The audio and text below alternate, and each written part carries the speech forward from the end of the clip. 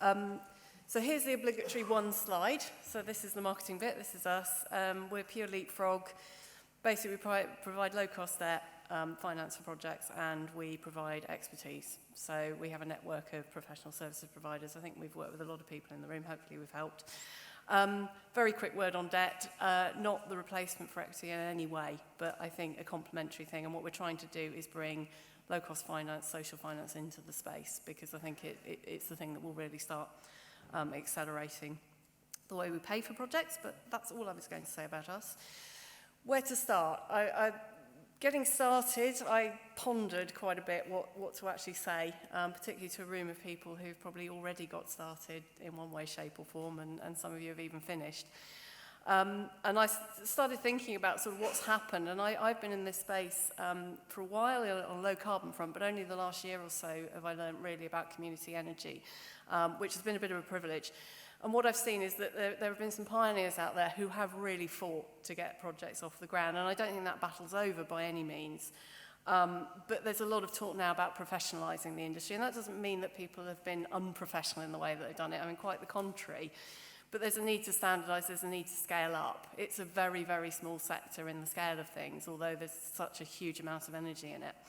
So what I wanted to do was talk about what we've learned, and I thought, well, big business are always trying to sort of nick the ideas of community engagement from this sector. So I thought, well, what can we actually learn from the management world? What can we learn from you know, some of the textbook stuff out there that businesses get trained in and refreshed time and time again that we don't have the privilege of in community sector?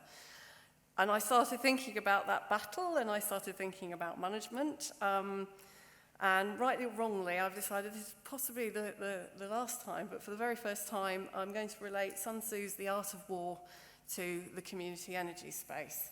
This may or may not work, but bear with me. So if you don't know Sun Tzu, also known as Master Sun, which I thought was relatively relevant as well, one of the most respected treatises, he was about 500 BC, and wrote a treatise on strategy for war.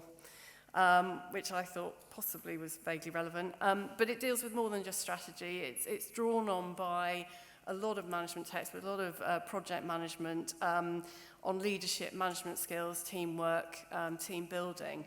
And I thought it might be a useful thing to hang things off. It's also, I've got 5 things, so that seems to be the theme of the day. So, thus we may know that there are 5 essentials for victory.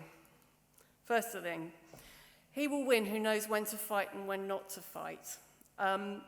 This isn't about not taking on the battle. That I want to make absolutely clear. It's not about limiting ambition, but it is about knowing the battle that you're going to fight. I think there's a temptation when you're doing something on a community basis to try and solve too many problems at once.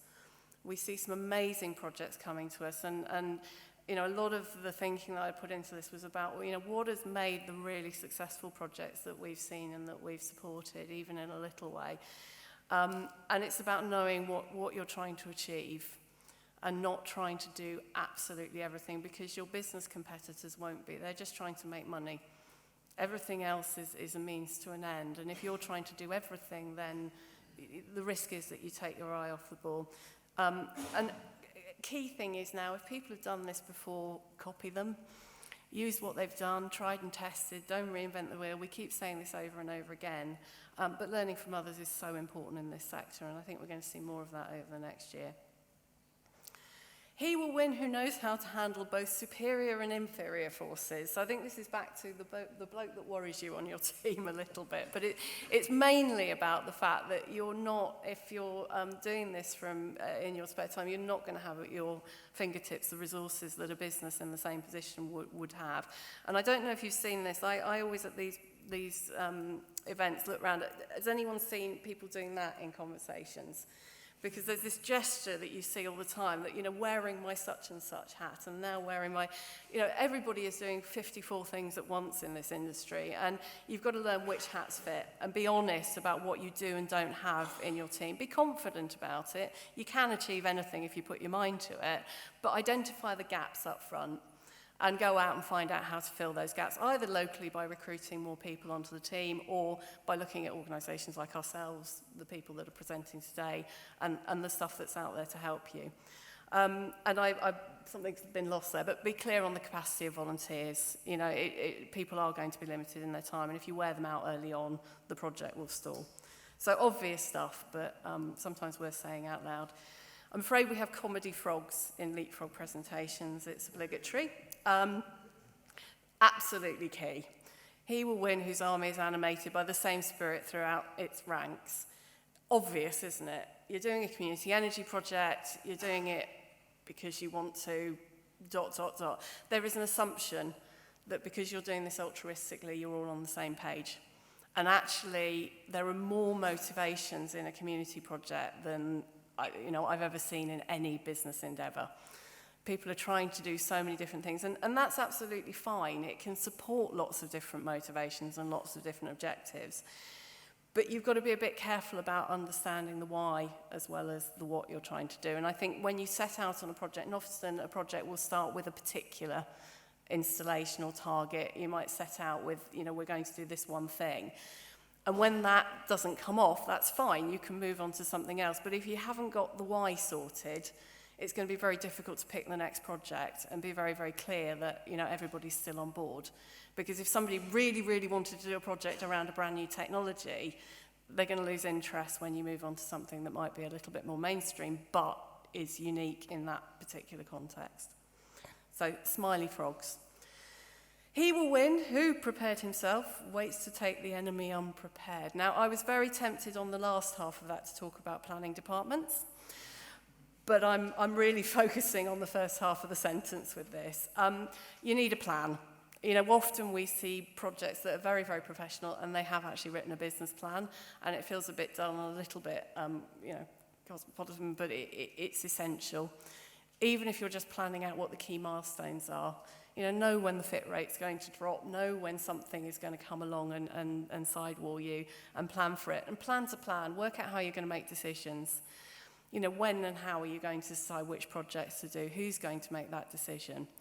We do see projects getting really hampered by factions within groups and things that really, were about a lack of planning up front, a lack of also, the last point of getting clear on what you're trying to achieve and that everybody's on the same page. You have to stay agile, though. There is no point in setting out a plan and saying we are going to deliver this in 10 years' time and we're going to go away at it until we all die of the effort. Stay agile, but do have a plan and do write it down and do be a bit businesslike about that. And this is another one. Parking the second half for a moment. He will win who has military capacity. Leadership is so important. I mean, that is obvious, isn't it? But it is one of those things that just differentiates one group from another. It's absolutely essential, but it needs the support of the team. And I think point made earlier that you do tend to have people who are absolutely passionate and they can leave people behind if the team doesn't get behind them and you don't go through that sort of storming process of getting yourselves together and getting on the same page. But don't be afraid to ask for help. I mean, just because you're the leader, you don't have to know everything. And very, very few leaders out there. You'll find your counterparts in business having regular training courses. They'll have business mentors. They'll have advice and help and support coming out of their ears. So don't try and do it single-handedly. Interference is another issue. I think this sector I've just been blown away by the amount of interference. The idea that, you're supposed to do something this technical in your spare time when the legislative landscape just moves every 5 minutes.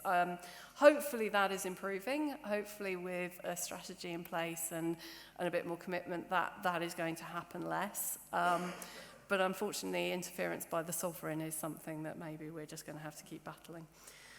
So, I started out on this, getting ready, and the first thing I thought was getting ready for battle, and I think it has been a bit of a battle, but it now is becoming doing business, and really just hopefully can now be scaled up. So congratulations to anyone who's done it, and all the best and good luck, and we hope we can support the people who are looking to do it. And I'm just going to have to apologise for the next slide.